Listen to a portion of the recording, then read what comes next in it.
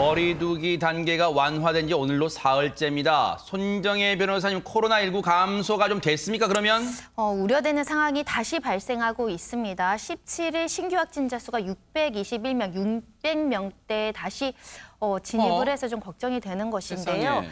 38일 만에 다시 600명대라고 하고 전날보다 164명이나 더 많아진 상황입니다. 아니 근데 백승문 변호사님, 이번 설에도 비대면 귀성 권고하고 했는데 왜 이렇게 확진자가 늘어나는 거예요? 많이 줄어들긴 했지만 그래도 고향 찾는 분들 좀 있었고요. 결국 그 안에서 또 지역사회 감염이 있었던 걸로 볼 수밖에 없을 것 같습니다. 그리고 설 연휴 때 기억하시겠지만 계속 300명대였잖아요. 이제 좀 괜찮구나라는 안도감이 있었던 것 같은데 그때는 검사 건수가 적었기 때문이었던 것으로 보이고 네. 지금 이제 다발적으로 지금 집단 감염이 좀 많이 지금 나오고 있는 상황인데요.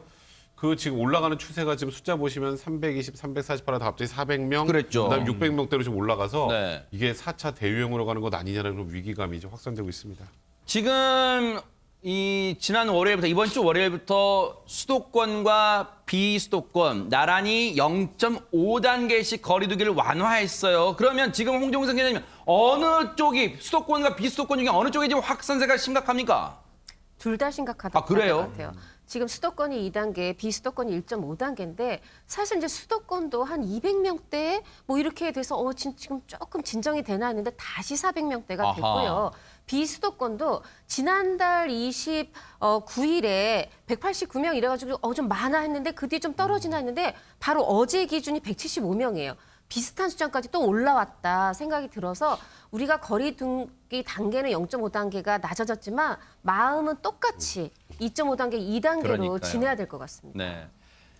말씀드린 것처럼 수도권, 비수도권 할 것 없이 지금 심각한 상황입니다. 방역 당국은 이 상황을 어떻게 보고 있을까요? 정세균 총리 얘기 들어보시고 이어가 보도록 하겠습니다.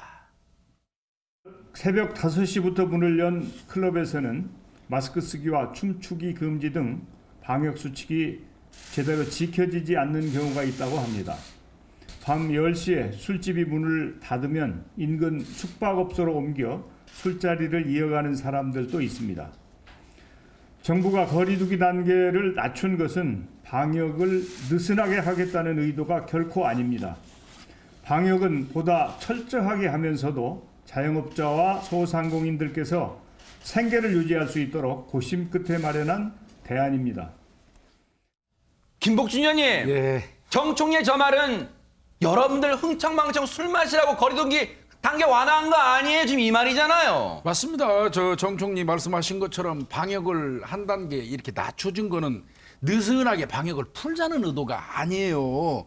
이게 통제가 지나치게 이제 오랫동안 장기화되다 보니까 자영업자라든지 소상공인 분들 지금 거의 굶어 죽게 생겼어요. 맞아요. 정말 생계 지장을 엄청나게 받고 있잖아요. 맞아요. 거기에다가 국민들도 이제 저 피로도가 많이 가중됐고 오직하면 뭐 코로나 블루라는 이야기까지 맞아요. 나오지 않습니까? 네. 그런 거 등등을 참작해서 약간 풀었더니 저렇게 술 마시다가 이제 나중에는 더 먹고 싶다고 모텔 가가지고 술을 먹는데 이게 이분들 그 모텔에 가서 술 먹는 사람들한테 제가 꼭 한마디 말씀드리고 싶은데요. 네.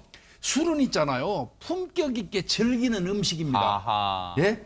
저 모텔까지 옮겨가가지고 가서 숨어서 무슨 죄 지은 것 마냥 음식을 먹는 거는 네. 술차라기 잘못된 사람들이에요. 뭐 잘못됐습니까? 왜 그 숨어서 술 먹습니까? 그게 이렇게 좋을까요? 그러니까요. 좀 품격 있게 행동했으면 좋겠어요. 네, 술은 죽자 살자 덤벼서 먹는 음식이 아니라는 거 정말 좋은 말씀 해주셨고요. 근데 백승문 변호사님, 사실 설 연휴 이후에 개인 간 감염도 있지만 지금 집단 감염도 지금 걱정되는 상황입니다. 네, 뭐 서울에서 가장 대표적인 집단 감염 병원에서 일어났습니다.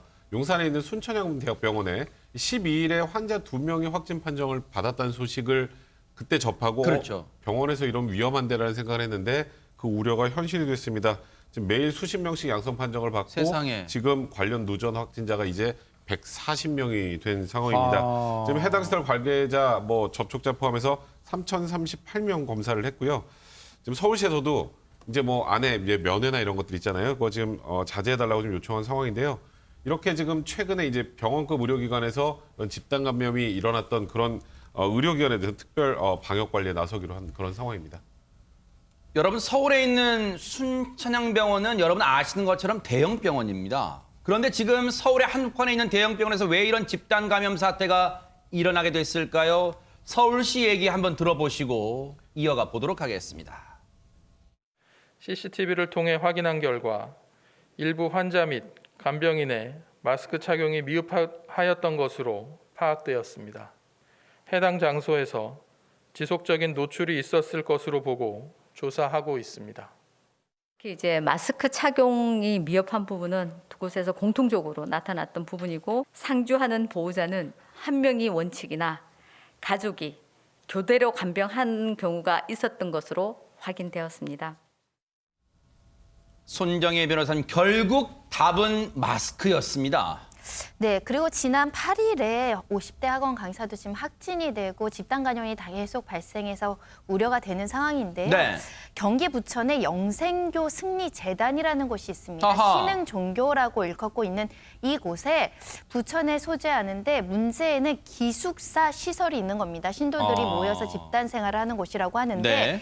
이 여기서 생활하던 50대 남성이 지난 8일 확진이 됐는데 문제는 의심 증상이 있는 상황에서 보습학원 강사로 근무를 한 겁니다. 네. 그러다 보니까 이 영생교와 이 보습학원을 기점으로 해서 현재 누적 확진자가 151명에 이르는 상황입니다.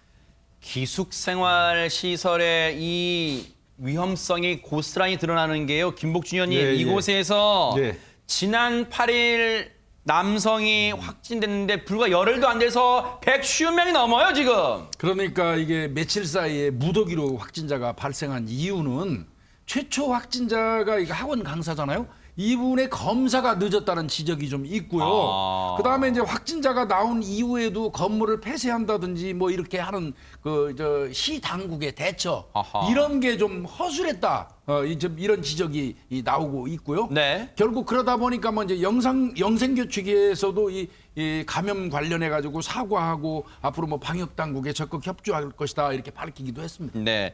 일단 어떻게 협조를 하는지 또 그 조치는 한번 지켜보도록 하겠습니다. 그런가 하면요. 지금 또 걱정되는 게 최근에 공장에서 집단 감염 사태가 계속해서 일어나고 있습니다. 홍종성 기자님. 네, 충남 아산의 보일러 공장 지난 13일에 첫 확진자가 나왔으니까 불과 사나흘 만에 누적 확진자 수가 114명이에요. 하하. 경기도 남양주의 플라스틱 공장도 115명입니다. 네. 여기는 이제 주로 외국인 근로자들이 근무를 네. 하고 있고 기숙 생활을 해요. 그래서 저 감염 경로가 조금 파악이 되는데 네. 이 충남 아산 보일러 공장 같은 경우 우리가 집에서도 좀 뭘 조심해야 될지 시사하는 바가 있어서 좀 주목해 볼 아, 그래요? 필요가 있는데 네. 여기 이렇다 할 환기 시설이 없어요. 아, 그래요? 근데 여기에 그러니까 따뜻하게 하는 온풍기가 하나 있는데 네. 이 온풍기 바람을 타고 오히려 공장 내로 이 바이러스가 퍼지고 직원들한테 장기간 노출이 됐다라는 그래요? 겁니다. 네. 그런데 만약에 환기 시설이 없다면 우리가 집에서도 이렇게 얘기하잖아요. 최고의 환기는 자연 환기다. 네. 이걸 좀 창문을 열고 환기를 해야 맞아요. 되는데 뭐 여기 보니까요. 이 공장의 창문뿐 아니라 샤워실, 뭐 휴게실, 사무실 모든 창문을 추워서 그랬겠지만 컨테이너 아, 건물이라 세상에. 비닐로 다 막아놓은 겁니다. 네. 그러니까 더 환기가 안 됐고요. 우리가 3밀이라고 하죠. 네. 밀접, 밀집, 밀폐 이것의 온상이었습니다. 아이고 세상에. 사실 열심히 일하시는 근로자분들이 사실 무슨 죄입니까? 지금 환경이 이러다 보니까 집단 감염에 지금 피해자들이 됐는데요. 이러다 보니까요. 정부는 4차 대유행 가능성을 우려하고 있습니다. 얘기 들어보시고 이어가 보도록 하겠습니다. 아직 코로나19 3차 유행은 끝나지 않았습니다. 일부 전문가들은 3, 4월 4차 유행의 가능성까지 경고하고 있습니다.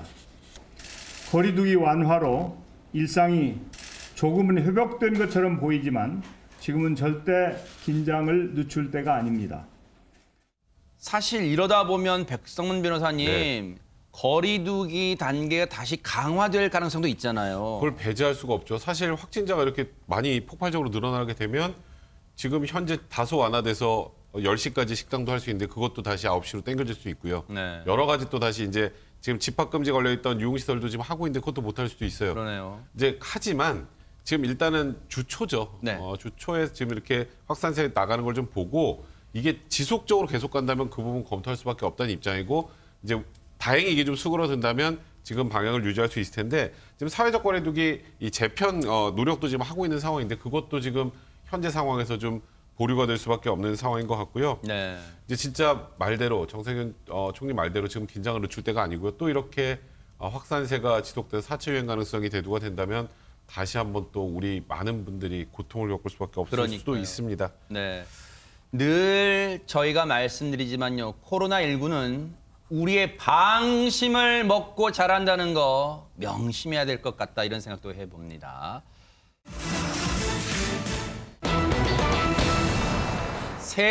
세상에 고급 호텔에서 이런 일이 벌어질 걸 누가 상상이나 했겠습니까? 손정희 변호사님. 네, 5성급 호텔이면 굉장히 고급 호텔입니다. 지난 15일 온라인 커뮤니티에 제주 5성급 호텔에서 사우나에서 알몸이 노출됐어요라는 글이 올라왔고 많은 사람들이 주목하고 있는데요. 이게 무슨 해괴망측한 얘기입니까? 글을 쓴 사람은 그것도 신혼여행으로 제주도를 간 겁니다. 외국으로 세상에. 가기가 어렵다 보니까 제주도에 호텔을 예약을 했고 스위트룸에 투숙을 했는데 이틀간 유리창 차단 코팅이 되어 있다라고 알고 있는 전면 유리 사우나를 이용을 했다라는 겁니다. 네. 그런데 마지막 날 산책을 하다가 사우나 쪽 창문을 보니 외부에서 사우나 내부가 너무 잘 보이는 거예요. 대박 심지어는 사건. 내부에 온도계가 설치되어 있는데 그 온도의 글씨까지 보일 정도로 외부에서 보였다라는 겁니다.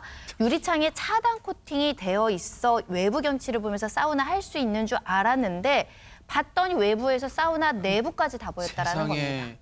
홍종선 기자님, 이 얘기를 듣는 저 자신도 지금 온몸에 지금 소름이 돋았습니다, 지금. 그것도 지금 알뜰 여행 가느라고 싼 데 찾아서 간 게 아니라 신혼여행이라 나름대로 큰 돈 써가지고 별 5성급 호텔을 찾아간 거예요. 아하. 그런데 이 뭐 샤워 시설, 사우나에서 이게 다 바깥에서 안이 들여다 볼 거 상상도 안 했겠죠. 아우, 세상에. 마음 놓고 아마 화장실 쓰고 샤워를 했을 텐데요. 네. 그러니까 당연히 호텔 측에 바로 문제 제기를 했습니다. 네. 그랬더니 호텔 측 설명이 이렇습니다. 아니다. 우리가 이 바깥에서 보이지 않는 미러 코팅이라고 외부 차단 코팅을 해놨다. 낮에는 보이지 않고 저녁에는 이 블라인드를 내린다. 이렇게 설명을 했습니다. 어허. 그런데 이 부부가 얘기하는 건, 이 글쓴이가 얘기하는 건 우리가 봤을 때 그 블라인드가 내려간 적이 없다. 어허. 그래서 실제로 호텔 직원을 대동해서 네. 정말 바깥에서 잘 보이는지 안 보이는지 확인해 봤다는 겁니다. 네. 그랬더니 호텔 입구에서도 산책로에서도 주차장에서도 심지어 다른 객실에 발코니에서도 내 객실에 샤워실과 화장실이 훤히 보였던 거예요. 네. 이러다 보니까 이거에 대해서 또 호텔 측이 그래서 얘기하는 건 그 미러 코팅을 하긴 했는데 바로 그 샤워실과 화장실을 제외하고 코팅이 돼 있었다. 사실 가장 코팅이 돼 있어야 되는 곳은 옷을 벗는 그 장소였을 텐데 거꾸로 된 상황이었다고 합니다. 세상에 보세요. 앞서 3장의 사진이 있죠?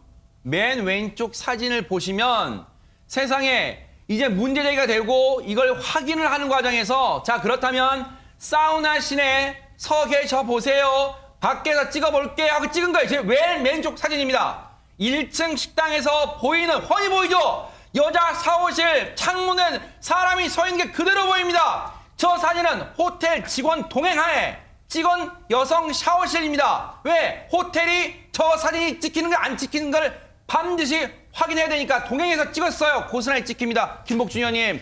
예. 신혼여행이 지옥 악몽으로 변했어요, 지금. 저거 1박에 얼마 하신 줄 압니까? 얼마입니까? 80만 원이랍니다. 세상에. 그러니까 아마 신혼여행이니까 모처럼 진짜 큰 돈 들여서 1박에 80만 원을 주고 투숙을 한 겁니다. 그런데 저분들은 그 아내하고 두 분은 남들이 보는 앞에서 알몸으로 샤워하는 모습을 다 보여준 거예요. 세상에. 결과적으로. 어떻게 보면 정말 그 얼마나 달콤한 그 신혼입니까? 그 보세요, 지금 보면 다 보여요. 안에 지금 칸말까지 다 보여요. 지금 선명하게. 네, 말씀해 주십시오. 네네. 저 두 부부는 살아가면서 신혼여행과 관련된 어떤 이야기를 할 때 늘 떠오르는 게 아마 저 악몽일 거예요. 아우, 세상에. 그래서 이분들 오직하면 이 최악의 기억 때문에 정신과 치료받고 있다고 아유. 해요. 이 피해 이거 누가 변상해 줘야 되겠어요? 그러니까요. 앞서 그런데 호텔 측의 반응이랄까 태도가 너무 어처구니가 없어요. 백성문 변호사님. 사실 가장 화나는 부분은 이겁니다. 이거 지금 보시면 아시겠지만 저거를 우리가 좀 재수가 없었구나. 그러고 그냥 관두겠어요. 당연히 항의를 하죠. 항의를 하니까 호텔 측에서 뭐라 그러는지 아세요? 여기서 코로나19가 왜 나오는지 모르겠어요. 허허. 코로나19로 사회적 거리두기가 확대돼서 호텔 투숙객이 많지 않아서 문제될 게 좀 없을 것 같습니다. 이게 무슨 해괴 망측한 얘기입니까? 저게 안 보여야 되는 건데 저게 사람이 많이 없으니까 크게 문제될 게 없을 것 같아 이렇게 얘기를 한 거예요. 그러니까 이 지금 신혼 부부뿐 아니라 이 가족들 얼마나 화났겠어요. 네. 가족들까지 제도로 내려왔습니다. 아하. 그래서 호텔에 다시 이제 항의를 하니까 여기서 더 황당한 건 호텔 측이 영업방해라고 경찰을 부른 거예요. 항의했다고 영업방해라는 그렇죠. 거예요? 경찰까지 불렀던 겁니다. 근데 이게 이제 사실 저희도 지금 이렇게 방송을 하고 계속 논란이 되니까 이제 지난 16일 오전에 입장문을 발표해서 운영상 실수로 사우나 내 일부 공간에서 블라인드를 내리지 못했습니다. 그리고 고객과 함께 정수조사를 실시하고 경찰과 동반해서 조사를 통해 CCTV를 확인해 보니 당시 인근을 지나가던 사람이 없었던 것으로 나왔다. 근데 이 신혼부부는 바깥에 누가 지나간지 안 지나간지 잘 몰라요. 그곳에 자기가 서 있어서 누가 자기를 볼 수 있는 그 가능성만 가지고도 정말 이렇게 트라우마를 갖고 있는 건데 지금 다시 확인해 보니까 진짜 또 본 사람이 없네요. 네. 이게 참 과연 진짜 호텔 측이 내야 될 입장문인지 잘 모르겠습니다.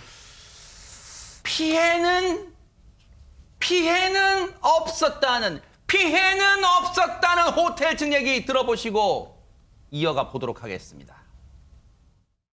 노출 피해는 없었다 이거였는데 이 네네. 부분에 대해서는 같은 입장이신 건가요? 네, 맞습니다. 그 부분은 경찰이 와서 확인된 상황입니다. 고객분이랑 CCTV를 확인한 상황입니다. 그 부분까지는 저희가 확인을 하지는 못했습니다만. 자, 이쯤 되면 우리 김복준 의원님이 하실 말씀 있으시죠? 저 지금 호텔 측에서 하는 얘기는 그거잖아요. 현재까지 경찰하고 대동해서 CCTV라든지 이런 거를 확인한 결과 저분들의 이 알몸을 본 사람은 드러나고 있지 않으니까 피해 없다는 소리 아니에요? 그게 피해 없는 겁니까? 하하. 일단 위험성 그 자체가 있고 그것 때문에 불안하면 이미 피해는 엄청나게 준 거예요. 네. 더더군다나 평생에 한 번 가는 신혼여행 간 그 이 신혼 부부한테 네. 어마어마한 피해를 준 건데 현재까지 봤다고 하는 사람이 드러나지 않으니까 네. 피해는 없는 것입니다 하고 하는 저 그 호텔 그 지금 뭐 책임자인가? 저 사람의 저런 그 어떤 발언은 네. 신혼부부 이분들한테 피해자한테 더 저 피해를 가중하고 네. 또 어떻게 보면 소금 부리는 행위지 저거. 아하. 예? 혼나야 되겠어요. 그러니까요. 왜 사과를 늘 김복준 의원 말씀드린 사과는 깔끔하게 사과 잘못했습니다. 정말로 죽을 때 졌습니다 하면 되는 거지. 무슨 사람이 없었고 그 시간에 사람이 없었고요. 뭐 이런 조건을 답니까? 저기가요. 홍종선 기자님 이름만 되면 지금 다 아는 그 호텔이잖아요, 지금. 그렇습니다. 이렇게 국민들도 많이 화를 내시고 하니까 뒤늦게나마 어제 사과문을 올렸어요. 그런데 사과문을 먼저 그대로 읽어드리고 그다음 얘기를 해볼게요. 여성 사우나 내 일부 공간 이용 시 유리차단 코팅 일부 누락과 블라인드 시간대 운영을 들여 불편을 끼쳐드린 점 죄송하다 이렇게 돼 있어요. 아하. 그런데 바로 그 일부 공간, 사우나 내 일부 공간이라는 게 샤워실과 화장실이고요. 코팅이 일부 누락된 곳이 샤워실과 화장실입니다.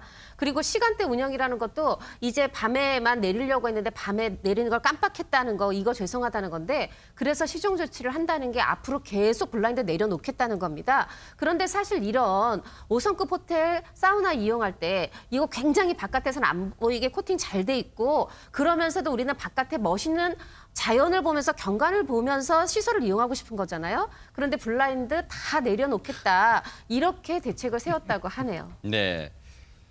저 사우나 시설에 보면 선베드도 한 몇 개 있는데 밖에서 보면 선베드의 윗부분이 고스란히 보여요. 이게 무슨 소름 끼치는 얘기입니까? 그런데 지금 보세요. 사우나 내부에 선베드 있죠? 밖에서 보세요. 선베드 보이잖아요. 지금 윗부분이. 지금 저런 상황이란 말이에요. 지금 이 피해를 보신 신혼부부는 앞서 말씀드린 것처럼 정신과 치료도 받고 있어요. 이에 대한 보상 어떻게 이루어져야 될까요? 손정희 변호사님. 입장 바꿔서 생각하면 내가 예견하지 못한 상황에서 알몸으로 타인이 볼 수 있는 장소, 걸어다니는 사람은 없었지만 건물 안에 누군가나 보고 있을 개연성은 충분히 남아있는 상황 아니겠습니까? 이거야말로 성적 수치심을 야기할 만한 잘못을 한 거죠. 누구라도 이런 상황이 빠지면 정신적인 고통을 받습니다. 당연히 위자료 지급해야 될 것 같고요. 숙박비도 전면 환불해야 되지 않을까 생각이 들고 그리고 뒤늦게는 아마 진정 어린 사과를 통해서 이 신혼부부의 마음을 좀 어루만져 주셔야 되지 않을까 합니다. 우리가 왜 1박에 80만 원이나 하는 곳에 호텔에 갈까요? 믿음 때문일 겁니다. 5성급 호텔이면 최대한의 안전 조치를 다 해놨을 거라는 믿음 때문에 가는 거 아니에요? 그런 서비스 등등의 그런 것보다도요. 왜 이렇게 뜨뜻미지근한 사과를 할까요? 정말 진심으로 고객께 다가가는 그런 대처를 좀 기대를 해보도록 하겠습니다. 언제쯤 대한민국에 이런 사건을 전해드리지 않을 날이 올까요? 손정혜 변호사님. 20대 초반의 한 부부가 지난 9일 전북 익산에서 또 끔찍한 사건을 발생시켰는데요. 지난달 27일이었습니다. 산부인과에서 아이를 낳았고 아들이었는데요. 네. 그리고 이를 산부인과에서 퇴원을 해서 오피스텔로 이동을 했습니다. 그런데 2주 동안 이 신생아에게 무려 7번의 잔혹한 폭행이 가해졌고요. 지난 9일 세상에 나온 지 불과 2주 만에 이 아이는 그만 사망하고 말았습니다. 세상에 김복준 의원님 예. 요즘 왜 이렇게 인간이기를 거부하는 어른이라는 이름을 쓰는 사람들이 이렇게 많습니까? 이게 지금 우리가 최근에 다룬 것만 해도 아이들 학대해서 사망에 이르게 하는 사건 수시로 나왔거든요. 그러면 대한민국 국민들 절대다수가 거의 알만도 해요. 그리고 근절이 될 만도 한데 여전히 이어지고 있거든요. 네. 이 부분은 여러 가지 생각해 봐야 돼요. 어떤 사회 현상에서부터 시작해서 저들한테 이 가해지는 처벌의 어떤 적정성, 아하. 응징의 효과가 과연 있는 것인가 아하. 이런 것도 좀 따져봐야 되는데요. 네. 이 아이 이 두 부부는 자기들이 학대하거나 때린 거 아니라고 그랬어요. 아하. 뭐라고 얘기했냐면 네. 2주밖에 안 되나 2주면 요만한 아이가 네. 독립해서 움직이기도 힘들어요. 근데 그 아이가 침대에서 굴러떨어져 가지고 다친 거라고 그렇게 우겼거든요. 그러니까 경찰이 이건 말이 안 된다. 얼굴에 있는 멍자국은 그 굴러떨어진 거하고 별개니까. 그래서 집중 추궁을 했나 봐요. 아. 그랬더니 한다는 얘기가 결국은 아이가 계속 울고 분유를 토해서 때렸다. 이렇게 그 학대 사실을 인정을 했는데 정말 이런 사람들 부모라고 저 아이가 얼마나 불행합니까? 그러니까요. 태어난 지 2주밖에 안 됐으면 우는 게 정상 아니에요? 어떻게 운다고 아이를 때립니까? 관련 얘기 들어보시고 이어가 보도록 하겠습니다. 아동 얼굴에, 아기 얼굴에 형성된 멍자국을 발견했고요, 저희가. 그걸 토대로 이제 추궁을 하니까 분유를 먹고 토해서 때렸다. 아기를 안고 있는데 애가 오줌을 싸가지고 화가 나서 그냥 침대에 던졌다. 그렇게 진술하더라고요. 바로 사망은 한 건 아니고, 이제 아이 머리에 충격이 가해지니까 그 충격으로 이제 뇌출혈이 발현이 됐는데, 이제 증상을 발견했으면 바로 병원으로 후송을 했어야 되는데, 그 아이 얼굴에 생긴 멍 때문에 멍이 있으면은 병원에 가면은 그게 발각이 될 거고, 그러면은 아동학대 혐의로 처벌받을까봐 두려워서 이제. 그런데 김복준 의원님, 예. 이 사건 더 화가 치밀어 오르는 대목이 네. 있다면서요? 그렇습니다. 지금 조금 전에 얘기했듯이 아이를 바로 병원으로 후송 조치해서 치료를 했으면 생존 가능성이 있었다는 겁니다. 세상에. 그런데 본인이 학대한 것 때문에 이 멍자국이 발견돼 가지고 처벌을 받을까 봐 그게 두려워서 병원에 데려가지 않았고 그 결과 아이가 이제 사망에 이르게 됐다는 거 아니에요. 결국 본인들의 범행을 은폐하기 위해서 아이의 목숨을 빼앗은 결과가 된 거죠. 네. 이거는 진짜 나쁜 거는 뭐 물론 학대한 것 자체도 나쁘지만 구할 수 있는 생명을 구하지 않은 거. 이거는 구하지 못한 게 아니라 구하지 않은 거예요. 그러네요. 이게 더 괘씸하고 더 나쁜 거죠. 네. 뭐 정말 이거 우리 김명준 앵커 말씀하시는 것처럼 이 사람들이 사람입니까? 그러니까요. 지난 12일 날 이 사람들에 대해서 구속 전 피의자 신문 영장실질 심사가 진행이 됐습니다. 당시의 모습 보시고 이어가 보도록 하겠습니다. 혐의 인정하시나요? 아이한테 하고 싶은 말 없으세요? 신생아가 분유를 토했다는데 그것 때문에 때린 게 맞나요? 한 말씀 해주세요. 하고 싶으신 말씀 없으십니까? 혐의 인정하십니까? 아기는 왜 때렸나요? 숨진 아이에게 미안한 마음 없습니까?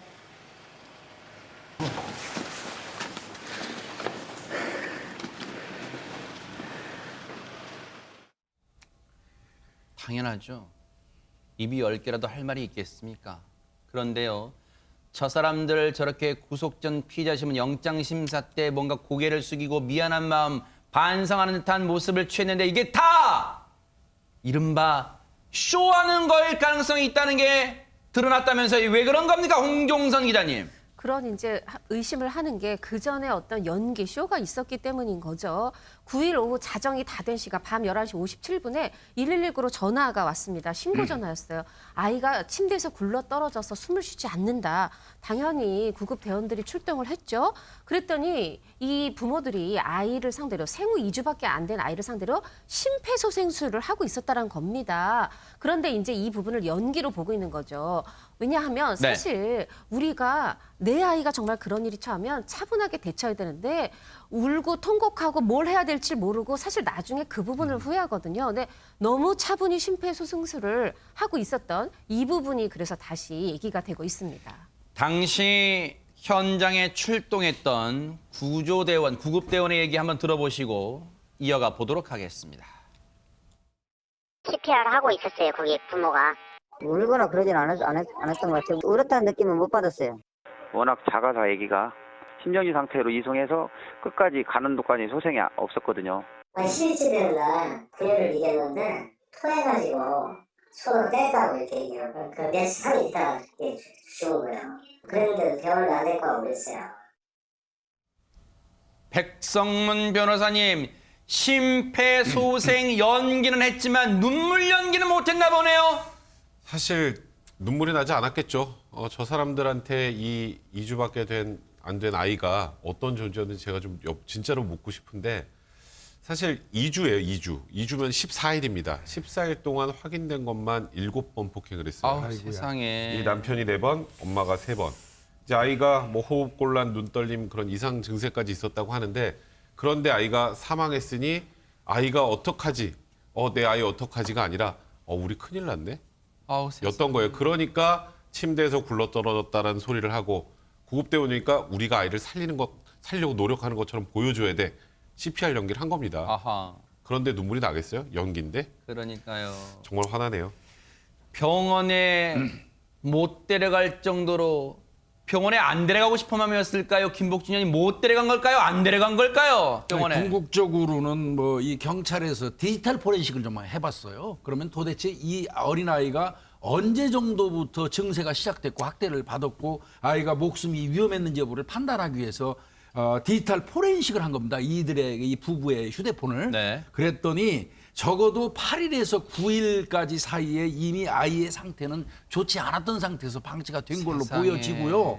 그 근거는 그겁니다. 그 본인들의 휴대폰 그 디지털 포렌식 해보니까 아동 학대라는 단어 찾았고요. 그걸 검색했군요. 그다음에 멍 빨리 없애는 법. 세상에. 요거 찾았고요. 그다음에 이제 최근에 그 경기도 용인에서 이모가 그 아동 물고문 사건이 있었죠. 네. 그것도 아마 검색을 해서 봤던 것 같습니다. 그런 거로 봐서는 이미 그 아이는 그 위험한 상태가 있었고 그거를 자신들의 범행 때문에 감추려고 결국은 사망하게 만든 겁니다. 세상에 저걸 검색할 당시에요. 생후 2주밖에 안 됐어요. 정말 우리가 품에 안기도 힘들 정도로 정말 작을 거예요. 신생아. 에이. 그런데 이미 그때 눈도 제가 목이 메어서 말이 안 나옵니다. 눈도 뜨지 못할 정도로 이미 아이의 상태는 안 좋았답니다. 홍종선 기자님. 네, 그렇습니다. 그 아이 상태가 너무 안 좋았고요. 네. 그런데 그 지금 백 변호사님도 말씀하셨지만 눈떨림이 있었고 호흡곤란이 있었잖아요. 근데 부모가 이거를 인지를 했다라는 거예요. 인지를 했는데 지금 병원을 옮기지 않았다. 네. 그렇기 때문에 그 부분을 지금 네. 우리가 고의가 있었다라고 그러니까요. 보고 지금 살인죄 적용 네. 이런 얘기도 하고 있는 게 아닌가 네. 그런 생각이 듭니다. 손정혜 변호사님, 그러니까 아이를 세상에 그 순간에 살려볼 생각한 게 아니라 이걸 덮으려고 했다는 거잖아요, 이 사람들. 일단 국가수의 부검이 1차 소견은 사망 원인이 외부 충격에 의한 뇌출혈과 두부 손상으로 나왔습니다. 신생아를 때린다는 건 상정할 수가 없고요. 어른의 힘으로 멍들 정도로 때렸다고 한다면 아이가 죽음에 이를 수 있을 정도로 강한 충격을 받을 수 있다는 건 사회 상식 아니겠습니까? 그래서 경찰 관계자가 일단 때린 행위 자체 그리고 이상 증세가 있는데 즉시 치료를 하지 않고 이상 증세를 방치해서 죽을 수도 있었다. 이런 미필적 고의가 있다라고 보고 사망과 관련해서 살인죄를 우선 적용했다라는 것이고요. 나아가서 아동학대 중상의 폭행 혐의로 지금 수사가 진행 중입니다. 그런데요, 이 사람들한테 만행이 하나 더 있었습니다. 이 신생아보다 먼저 태어난 딸이 있었습니다. 그 딸한테 어떻게 했는지 얘기 들어보시고 이어가 보도록 하겠습니다. 아이 얼굴에 멍이 들었고 이 엄마가 아빠에게 병원이나 약국에 가자고 말을 했는데 거부를 했었어요. 아이는 그냥 순수하게 누워만 있는 연령이거든요. 이 아이한테 손톱이나 여기 떼가 껴져 있다는 거는 이 사건은 그러면 밝혀지지 않았던 겁니까? 아무한테도 백성문 변호사님. 네, 지금 경찰 조사 결과 이 부부에게 이 지금 생후 2주밖에 안 된 이 아이 말고 한 명 더 있었습니다. 딸아이가. 이제 작년으로 돌아가 볼게요. 지금 만 1세 딸이니까 지난해면 비슷합니다. 당시에도 생후 2개월밖에 되지 않았던 아하. 그 딸을 폭행해서 기소가 됐었어요. 수사기관에 수사를 해서 기소를 했는데 이제 법원에서는 아무래도 이제 증거 관련해서 이제 좀 불충분하다는 의미로 이제 풀어줬던 것 같습니다. 그래서 이 사건 이전부터 이제 지금 이 아이, 지금 아직 살아있는 이 아이는 아동보호 전문기관에서 지금 보고 있는 상황이고요. 보니까 지금 이 부부가 2018년에 이제 혼인을 하고 지금 둘 다 무직 상태로 생활고를 겪고 있었던 것 같아요. 이 아이 지금 생후 14일밖에 안 된 이 아이 사망하기 전에 지자체 출산 장려금, 육아수당 이런 것들을 신청했다고 하는데 정말 이 부부는 왜 도대체 아이를 낳은 걸까요? 첫째도 그렇고 이번 둘째도 그렇고요. 저 사람들한테 이 말을 안 할 수가 없어요. 사람입니까? 사람이에요, 김복준 의원님. 예, 이 부분은 제가 좀 아쉽습니다. 첫 번째 이 아이를 폭행한 혐의로 형사재판을 받았는데 증거불충분으로 일단은 풀려났다고 했잖아요. 그럼에도 불구하고 아이는 여전히 아동보호 전문기관에서 보호를 하고 있단 말이죠. 그런 사람들이 다시 아이를 낳아가지고 지금 양육을 하는 과정에서 급기야 이 아이가 사망했잖아요. 그러면 이거는 우리가 어떤 그 관점에서 좀 봐야 될까요? 이렇게 아동학대에 어떤 습벽이 있는 사람한테 아이가 또 다시 생겨났을 때 그걸 촘촘하게 감시할 수 있는 어떤 그런 그 시스템이 작동하고 있었던 것이냐. 네. 이거는 우리가 한번 그 신중하게 생각해 볼 필요가 있을 것 같습니다. 세상에 말씀 듣고 보니까 우리 사회가 조금만 더 관심을 기울였더라면 이 아이의 사망은 막을 수도 있지 않았을까 하는 생각에 정말 어른으로서 이 사회의 어른이란 사람으로서 정말 이 아이한테 미안한 마음뿐입니다. 너무너무 가슴이 아픕니다.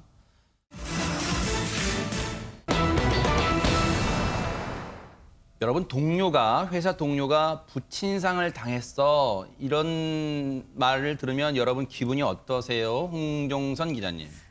다른 어떤 일, 경사도 함께 하는 게 좋지만 우리가 애사는 꼭 함께 해라 그런 말이 있잖아요. 게다가 부모님을 잃었다고 하면 누구나 다 어떻게 해서든 위로의 마음을 보태려고 하죠. 전하려고 합니다. 지난달 말에 이 서울의 한 주민센터에 근무하는 50대 공무원 남성이 있었습니다. 네네. 이 해당 지역 공무원 이 노조 홈페이지에 제가 부친상을 당했습니다 하고 스스로 글을 올렸어요. 이에 여기가 좀 충청도 쪽이었지만 네. 이 빈소가 동장을 비롯해서 직원 3명이 조문도 갔고 동료라든가 네. 또 심지어 주민들까지 다 마음을 보태서 많은 분들이 부조금으로 위로를 전했다고 합니다. 세상에 요즘 또 코로나 시대다 보니까 이 서울에서 충남 부여까지 조문을 직접 간다는 것도 참 쉽지 않은 이 조문길이었어요. 그런데 여기까지는 글쎄요, 일반적으로 상을 당하면 볼 수 있는 직장 내 어떤 이 훈훈함 그런 거잖아요, 백성문 변호사님. 그렇죠. 이렇게 훈훈한 모습으로 끝나면 저희가 별로 이렇게 소개해드릴 이유가 없는데 여기서 반전이 하나 일어납니다. 일주일쯤 지나서 같은 홈페이지에 속았다. 이런 비난글이 올라오고요. 네. 주민에게도 부고를 알렸었는지 주민도 속았다라는 내용의 게시글도 올라오게 됩니다. 아니 대체 무엇을 속였고 무엇을 속았다는 걸까요, 백성문 변호사님? 지금 일단 이 50대 공무원이 부친상을 당했다라고 올렸잖아요. 네. 부친상을 당했으면 사실 저희도 뭐 동료라면 당연히 찾아가야죠. 그거는 정말 말씀하셨던 것처럼. 그런데 알고 보니까 부친상이 아니라 숙부상이었습니다. 그러니까 아마 삼촌이 돌아가신 것 같아요. 아하. 근데 요게 거짓말의 끝이 아니고요. 네. 지금 이분이 노조원이 아니신데 또 노조 홈페이지에 부친상을 알린 거고요. 그리고 여기서 끝이 아니라 부친상이면 아무래도 이 자식 입장에선 직장을 한참 비워야 되잖아요. 네, 상주도 해야 되고 하니까. 그렇죠. 네. 그 부친상 휴가 규정이 따로 있는데 거기에 따라서 주말 이틀 빼고 또 5일까지 쉬었는데 알고 봤더니 부친상이 아니라 숙부상으로 밝혀지면서 동료들의 분노를 사게 된 겁니다. 아니 세상에 김복준 의원님 예. 거짓말할 게 따로 있지 왜 아버지가 돌아가셨다고 지금 숙부가 돌아가셨는데 아버지 돌아가셨다고 얘기를 했을까요? 이 공무원한테 물어봤어요. 왜 그랬냐고. 그랬더니 이 사람이 이렇게 얘기해요. 제가 아주 어렸을 때 아버지가 돌아가셨다. 아, 네. 그 바람에 내가 숙부를 아버지처럼 모셔왔고 생활비도 드리고 내가 지원하면서 아버지로 내가 모시다시피 했다. 네. 이번에 장례 치르는 것도 전부 다 내가 알아서 했기 때문에 아버지나 마찬가지라서 아버지라고 얘기했다. 이렇게 지금도 나는 그 돌아가신 분이 추도 숙부라고 생각하는데 아버지라고 생각. 그러면 이분은 아버지가 둘인가 봐요. 하하. 세상에 그럼 먼 친척이 사망해도 그럼 그냥 부모님으로 이렇게 바꿔가지고 얘기해도 되나요? 하하. 저도 공직 생활 한 32년 했는데 네. 정말 희한한 그 공무원을 한번 보는 것 같아요. 네. 속여서 지금 숙부상을 부친상으로 잘못 알린 게 고의성이 있는지 여부는 모르겠습니다만은 알린 것도 문제지만 문제는 그렇게 부의금을 받았다는 거예요, 지금 손정희 변호사님. 이 사람은 사기의 고의를 부인하는 취지로 보입니다. 나는 아버지라고 여겼다. 속일 마음이 없었다라는 거지만 부의금을 준 공무원들 입장에서 보면 우리가 통상 부친상에는 부의금을 보내지만 숙부상에는 부의금을 안 보내거든요. 네. 그런 면에 있어서는 내가 실제로 부친상이 아니었다면 이 돈을 보내지 않았을 것이다라는 게 입증이 돼서 사기죄도 성립할 여지가 있지만 이 문제를 꼭 범죄로 다스려야 되느냐 그런 고민은 좀 듭니다. 집집마다 사정이 있어서 실제로 숙부를 아버지처럼 여겼을 수는 있거든요. 근데 만약에 그랬다면 부고를 올릴 때 아버님은 아니지만 아버님처럼 양자관계나 이런 것들 성립할 수 있거든요. 그렇게 진솔하게 대했더라면 어땠을까라는 아쉬움은 매우 큽니다. 아니 이 사건으로 백성문 변호사님 해당 구청은 처음에는 애도하다가 지금은 막 술렁일 것 같습니다. 네, 지금 감사 착수했습니다. 벌써 이 공무원 2차례나 조사를 받았는데요. 뭐 일부 비위 사실이 있는 건 확인했다 이런 정도의 지금 언론적인 얘기가 나오고 어쨌건 그 공무원의 품위유지 위반 문제는 분명히 될 수 있죠. 아버지가 돌아가신 게 아니라 숙부가 돌아가셨는데 아버지라 그랬으니까. 근데 그런 것 때문에 아마도 이제 징계를 받을 가능성이 좀 있는 것 같고요. 이제 부조금 액수 등 경위를 모두 다 파악하는 대로 징계위를 열기로 결정을 했다고 합니다. 이 사건을 접하고 누리꾼들도 참 황당할 것 같습니다. 홍종성 기자님. 욕심낼 걸 욕심내시지. 정말 어이가 없어서 말이 안 나온다. 이런 분도 계시고요. 네. 남들 부고라든가 결혼식 때 냈던 돈 찾아간 거구만. 이렇게 보시는 분도 있고요. 네. 이 말이 저는 좀 인상적이었습니다. 부고는 숙부라고 하고 친부모처럼 모셨으면 정말 좋았을 텐데 작은 욕심이 화를 키웠다. 이런 글도 있었습니다. 그런데 이 공무원이 이해가 된다는 글도 있었다면서요, 김복준 의원님. 어떤 분이 그런 얘기를 했어요. 나도 큰엄마가 우리 3남매를 키우셔서 돌아가셨을 때 부고 낼 때 엄마라고 내고 상주 노릇을 했다. 난 충분히 이해가 된다는데 이거는 제가 볼 때 말 안 됩니다. 조금 전에 우리 홍종선 기자님 말씀하신 것처럼 그렇게 하려면 그 저간의 사정을 기재하는 게 맞죠. 어머니가 일찍 돌아가셔서 실제로 큰어머니가 친어머니 같이 저희를 길러주셨기 때문에 제가 상주합니다. 그러고 명백히 숙모라고 기재하는 게 맞는 것이죠. 그러니까요. 저는 이 사건의 그 공무원 있지 않습니까? 이분 분명한 거는 연가 규정 숙부는 없어요. 근데 5일 그냥 지금 찾아먹은 거 아니에요. 아버지라고 해서. 그리고 막말로 아까 말씀하신 것처럼 그 공무원세 내규에 있거든요. 직계 존소가 아니면 부의금 안 합니다. 제가 판단할 때는 이 사람은 부의금 욕심이 작용했을 개연성이 훨씬 높다고 봅니다. 네. 고인을 위한 길이었다고 이 공무원은 얘기하고 있지만 이 행위가 혹시라도 고인에게 누가 되는 행위는 아니었을까 하는 생각도 해봅니다. 씁쓸하네요. 자, 분위기를 바꿔보겠습니다. 제목이 심상치 않죠? 남의 김치를 탐내지 말라. 누구 얘기입니까 이게?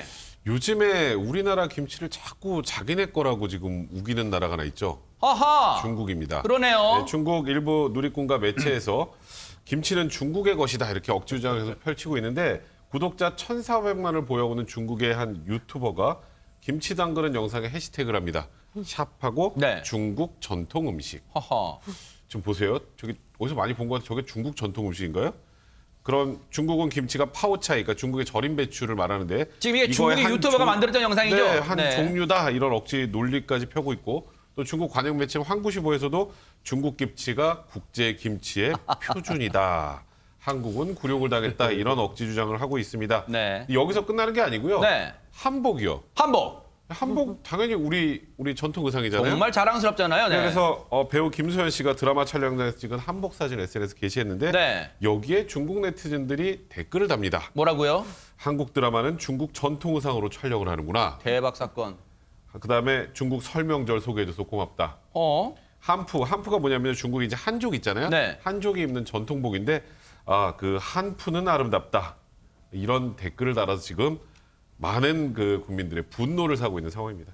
손정혜 변호사님, 지금 코로나 관련 지금 우리가 중국에 대한 지금 감정도 안 풀리는데 지금 이거 뭐 하는 겁니까 이거 지금? 더군다나 우려되는 것이 중국의 일부 젊은 사람들이 한푸 부흥 운동을 확산하고 있다고 합니다. 근데 한푸를 부흥하는 건 괜찮은데 한복을 악용한다라는 것이고요. 일부 중국 누리꾼들이 한복의 원자가 명나라의 한푸다 이런 황당 주장까지 나오고 있는데 중국의 한 스마트폰 제조사가 배경화면 스토어에 한복을 중국 문화로 묘사하는 내용을 써서 문제가 되기도 했고요. 중국 게임사가 한국 출시 기념으로 한복 의상을 추가를 했습니다. 그러다가 중국 네티즌으로부터 공격을 받자 돌연 한국 서비스를 종료하기도 했는데 네. 해당 게임사는 중국 전통 문화를 사랑하고 존중할 것을 고수하겠다, 국가의 존엄을 지키겠다고 밝히면서 이 중국 네티즌들의 또 편을 들었다라고 하는데요. 네. 이 한복은 우리나라의 고유 전통 의상입니다. 네. 이거는요 마치 김복준 의원님 일본이 독도는 자기네 땅이라고 우기는 것과 뭐 이게 다를 바가 뭐가 있어요? 그렇죠. 이게 중국이 요즘에 그냥 거의 다 모두 중국 거네요 보니까. 근데 이제 물론 이게 일부 누리꾼입니다. 저는 중국에서도 양식이 있는 사람들은 이런 주장 하지 않을 거라고 있겠죠? 저는 네. 생각합니다. 그렇게 네. 굳게 믿고 있고요. 그런데 이제 결국 동북공정의 어떤 배후를 보게 되는데요. 네. 동북공정이 이제 뭐냐면요. 과거에 청나라 영토에 속했던 모든 국가들의 기원은 중국에 있다 하는 거잖아요. 네. 그래서 이제 이 2007년도에 동북공정 이거 관련된 건 공식 종료됐지만요. 근데 또 엄밀하게 하면 청나라도 만주족이 세운 나라예요. 아하, 네. 금나라는 여진지구 세운 나라고 한족이 세운 나라는 명나라 정도일 거예요 아마. 더 파고 들어가면 머리 아프겠지만요. 하여튼 근데 이제 제가 이거 소개하면서도 화가 나는 일부 그 문구가 있어요. 중국의 그 아주 몰상식한 일부 누리꾼입니다. 일부 누리꾼이 이렇게 얘기했어요. 한국은 1000년 동안 중국에 기생했던 국가. 그러니까 우라가침이죠. 이거 소개하면서도. 그다음에 고구려 또한 중국의 역사. 이런 억지 주장하고요. 또 김치. 조금 전에 나온 것처럼 김치. 아까 김치 절이는 것도 몰라가지고 포개놓고 따로따로 넣으면서 절이더라고요. 그다음에 한복, 설, 판소리까지 중국 문화라고 이렇게 주장을 하는데 네. 분명한 거는 아마 중국에 양식이 있는 사람들은 절대 이런 주장 안 할 거예요. 네. 예. 바로 말씀하신 것처럼 중국 내 일부 몰지각한 사람의 행동이라고 생각합니다. 그런데 이걸 가만히 보고 있지 않은 우리나라의 스타가 있습니다. 일침을 가했는데요. 누군지 궁금하시죠? 영상으로 만나보시고 이어가 보도록 하겠습니다. 네, 안녕하세요. 송가인이어라. 드디어 민족 대명절 설이 찾아왔습니다. 신축년은 풍요로움과 여유로움을 상징한다고 하는데요. 여러분들도 더욱더 풍성한 한 해가 되셨으면 좋겠습니다. 올 한 해에는 여러분들이 건강하시고 행복한 일만 가득하셨으면 좋겠는데요. 2021년 새로운 시작이니만큼 계획했던 모든 일들을 이루어내는 한 해가 되기를 저 가인이가 함께 응원하겠습니다. 여러분 새해 복 많이 받으세요. 사랑합니다.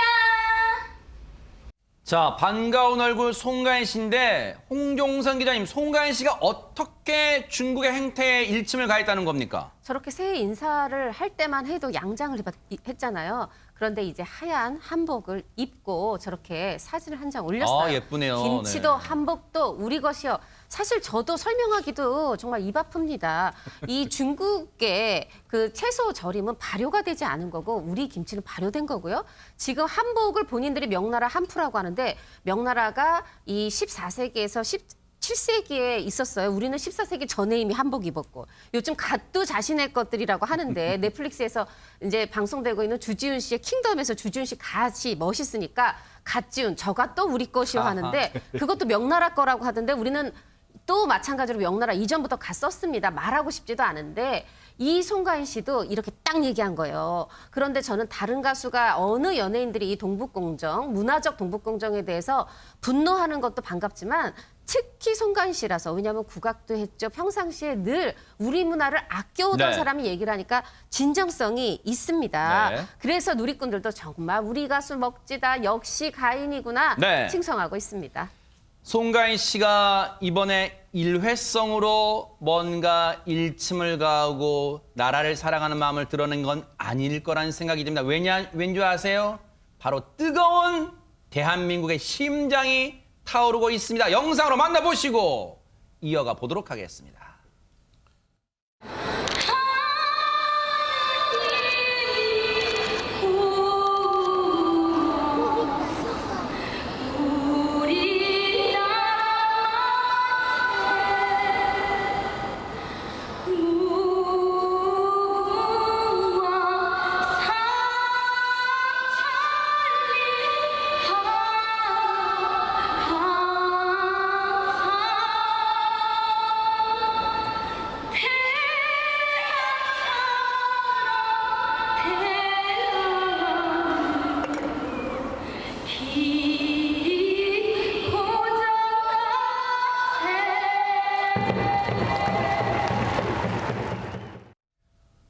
멋집니다.